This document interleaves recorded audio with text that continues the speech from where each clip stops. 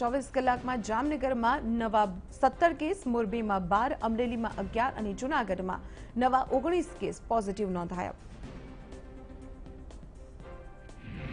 તો સૌરાષ્ટ્રની સાથે સાથે કચ્છમાં પણ કોરોનાએ ક્યાર વર્તાવ્યો છે. છેલ્લા 24 કલાકમાં કચ્છમાં કોરોના પોઝિટિવના 23 કેસ નોંધાયા. તો યોગ્ય સારવાર બાદ 17 દર્દીઓને ડિસ્ચાર્જ આપવામાં આવ્યો. સરકાર દ્વારા ખેડૂતો માટે જાહેર કરાયેલી કિસાન સહાય યોજનાનો લાભ ધ્રોલના ખેડૂતોને ન મળ્યો હોવાની ફરિયાદ ઉઠી છે. ઓક્ટોબર માસમાં ધ્રોલ પંથકમાં માવઠાએ ખેડૂતોની મહેનત ઉપર પાણી ફેરવી દીધું અને ચોમાસુ વાવેતરને મોટા પાયે નુકસાન થયું. ત્યારે ખેડૂતોની ફરિયાદ છે કે નિયમ મુજબ ધ્રોલ તાલુકાનો યોજનાનો પણ લાભ મળવાપાત્ર છે, પરંતુ સરકારે હજુ સુધી ધ્રોલનો સમાવેશ અસરગ્રસ્ત તાલુકાઓની યાદીમાં નથી કર્યો. ત્યારે ખેડૂતોએ માંગ કરી છે કે સરકાર ધ્રોલ તાલુકાના ખેડૂતોનો સમાવેશ કરે અને ખેડૂતોને નિયમ મુજબ મળતી સહાય ચૂકવે. કેશોદના ધારાસભ્ય દેવાભાઈ માલમનો કોરોના રિપોર્ટ પોઝિટિવ આવ્યો છે. ડોક્ટરની સૂચનાથી તેઓ હોમ ક્વોરન્ટાઇન થયા છે. નવા વર્ષે સંખ્યાબંધ લોકોએ તેમની મુલાકાત લીધી હતી. શુભેચ્છા મુલાકાત લેનારા લોકોને તકેદારી રાખવા માટે ધારાસભ્યએ સૂચના પણ આપી છે.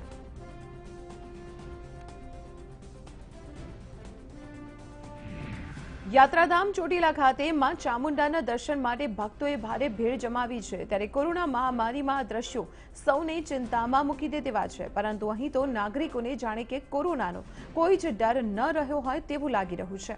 નાગરિકોએ સમજી જ નથી રહ્યા કે જાન બચી તો લાખો પાય. આ ભીડમાં જો સંક્રમણ લાગ્યું અને જીવ પર જોખમ તોડાયું તો કદાચ સંક્રમણથી ભગવાન પણ નહીં બચાવી શકે. જોકે નિયમ પાલનમાં તંત્રની નિષ્ક્રિયતા પણ જોવા મળી. સુરેન્દ્રનગરના લીંબડી બસ સ્ટેન્ડ પર મોટી સંખ્યામાં ભીડ જોવા મળી. લોકો સોશિયલ ડિસ્ટન્સનું પાલન નથી કરી રહ્યા. માસ્ક વગર મુસાફરોના ટોળા જોવા મળ્યા. મુસાફરોના ટોળા બસ સ્ટેન્ડમાં જોવા મળતા તંત્રની બેદરકારી સામે આવી.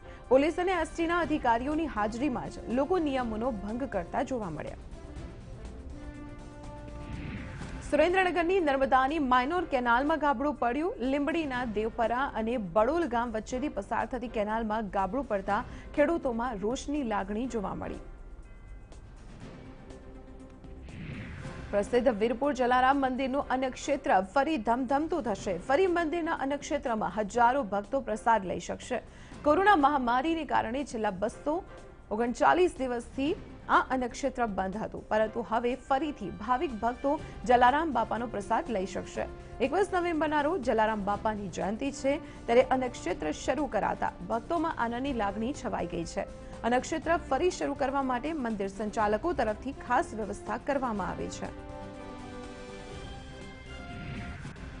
ચોમાસા બાદ રસ્તા ખરાબ થયા. રાજ્ય સરકારે મોટા ઉપાડે જાહેરાત કરી કે દિવાળી પહેલા તમામ રસ્તાનું સમારકામ થઈ જશે અને દિવાળી તો આવીને જતી પણ રહી, પરંતુ રસ્તા હજુ જેમના તેમ જ છે. રાજકોટના આજી નદી પર બેઠો પુલ બિસ્માર હાલતમાં છે. ચોમાસામાં પુલ ધોવાઈ ગયો, જેના કારણે બેડીપરા, સોની બજાર, વહોરા સોસાયટી, કપિલા હનુમાન મંદિર સહિત વિસ્તારોના લોકોને ભારે અગવડતા ભોગવવી પડી રહી છે.